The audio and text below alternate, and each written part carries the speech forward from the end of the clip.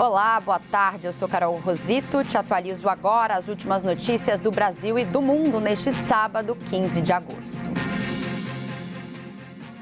50 dias para o primeiro turno, então vamos falar sobre eleições 2026.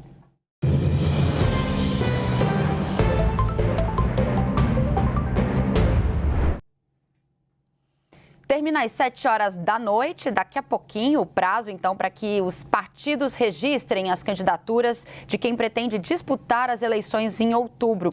Essa é a última etapa do calendário eleitoral antes do início do período oficial de campanha, que começa neste domingo.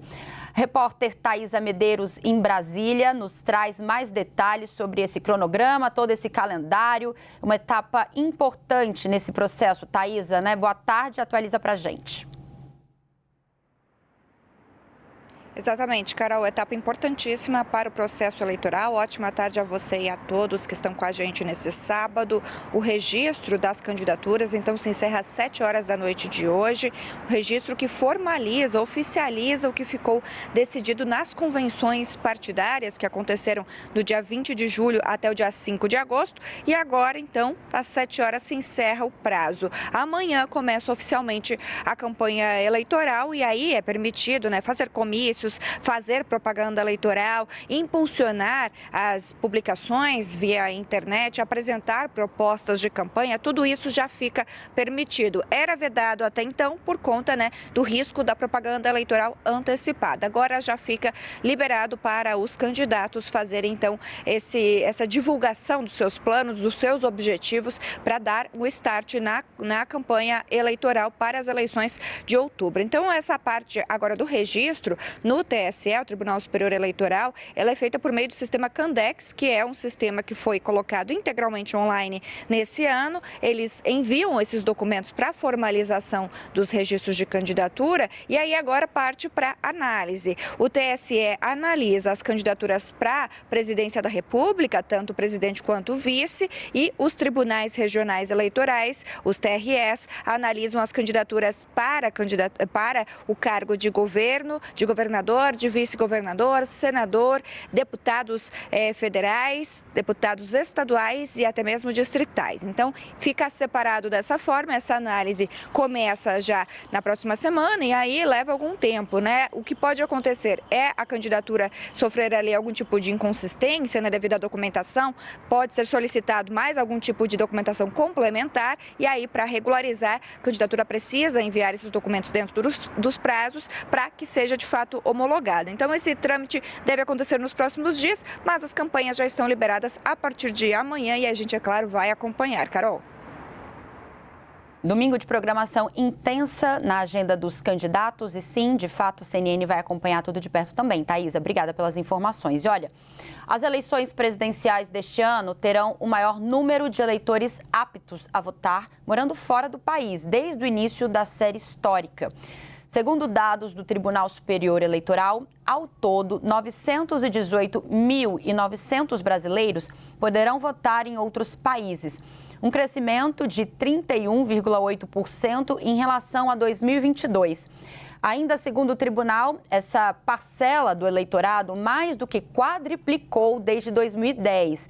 Naquele ano, cerca de 200 mil brasileiros residentes no exterior estavam com um cadastro regularizado para votar.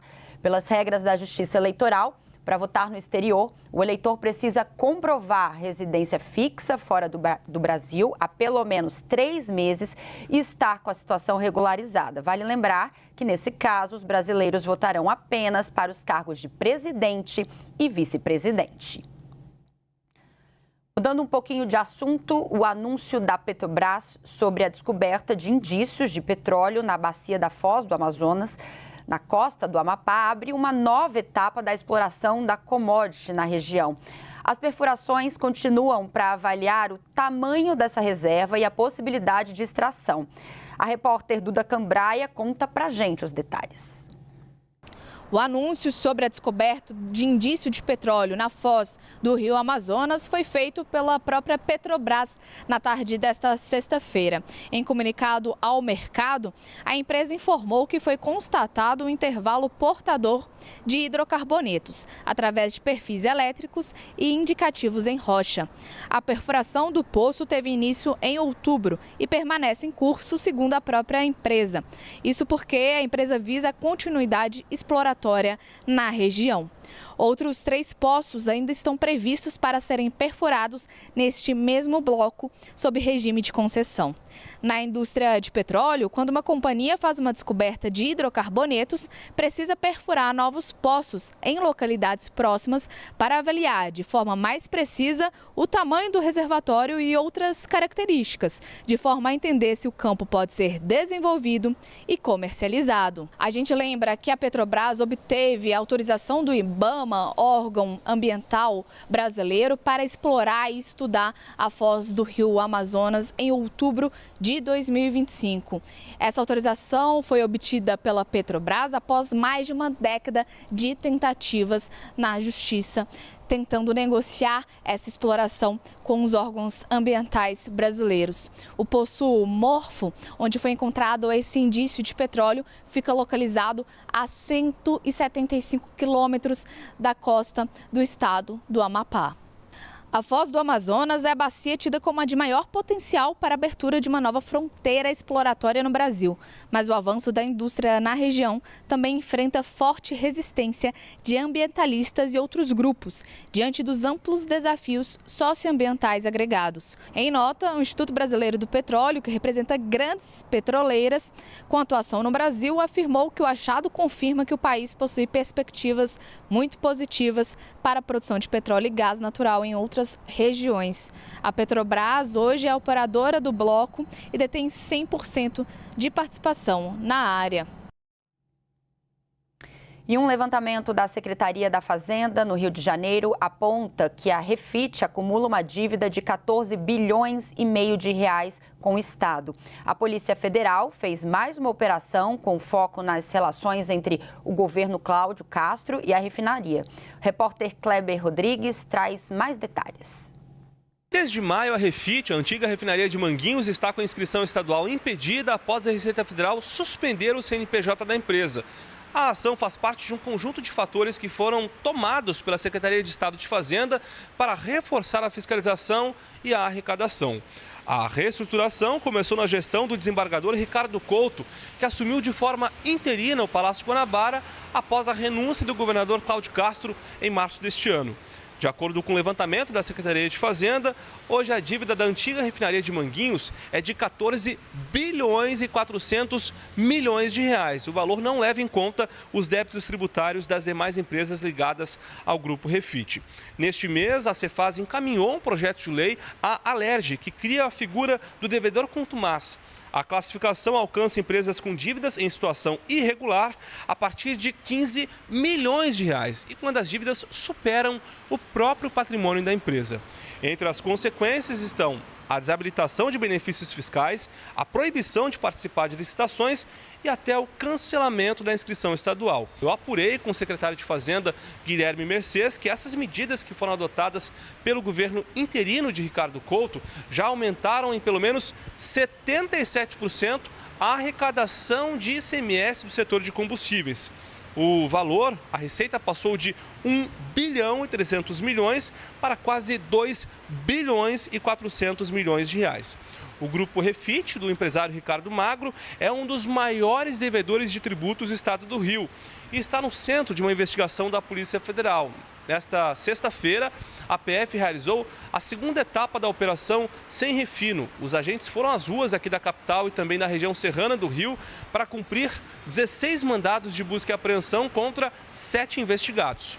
Um deles é o ex-governador do estado, Cláudio Castro. Os agentes estiveram em um imóvel em Petrópolis que estaria vinculado ao ex-governador. Segundo a PF, era nesta casa que os agentes públicos faziam negociações fraudulentas.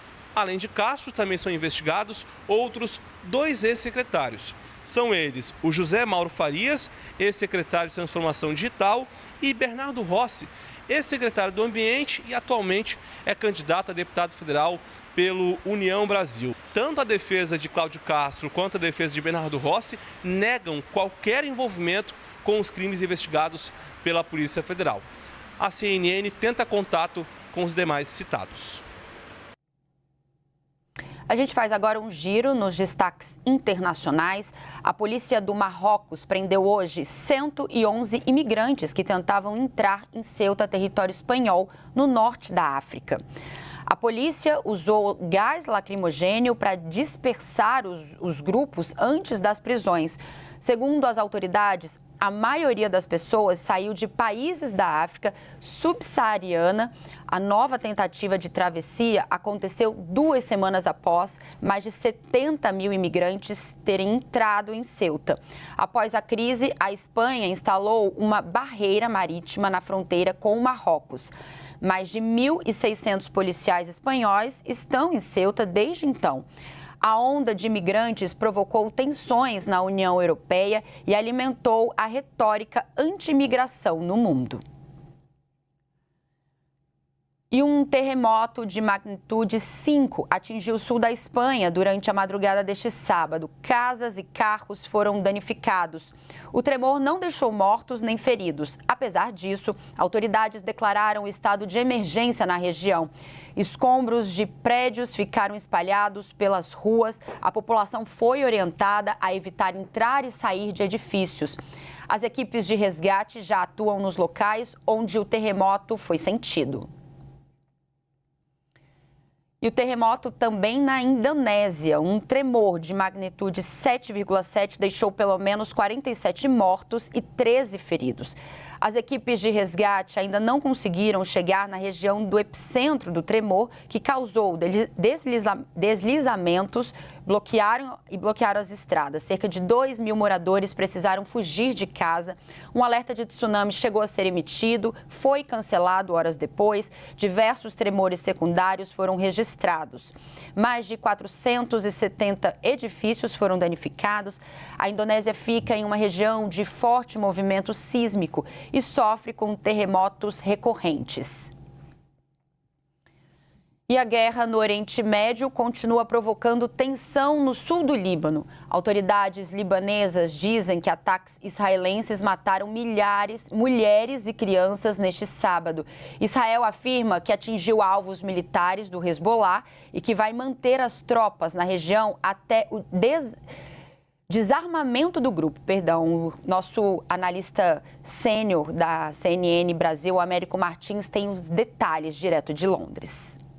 Os ataques de Israel neste sábado contra o sul do Líbano foram os mais violentos e os mais letais das últimas semanas.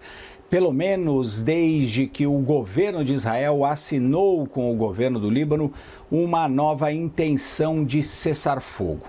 As tropas israelenses continuam ocupando o sul do Líbano, numa tentativa, segundo o governo israelense, de proteger as comunidades no norte de Israel. Segundo as forças de defesa de Israel, os ataques foram dirigidos contra alvos militares do Hezbollah na região, que pretendiam, de novo, segundo as forças de defesa de Israel, atacar os militares israelenses que invadiram e continuam ocupando aquela região no sul do Líbano.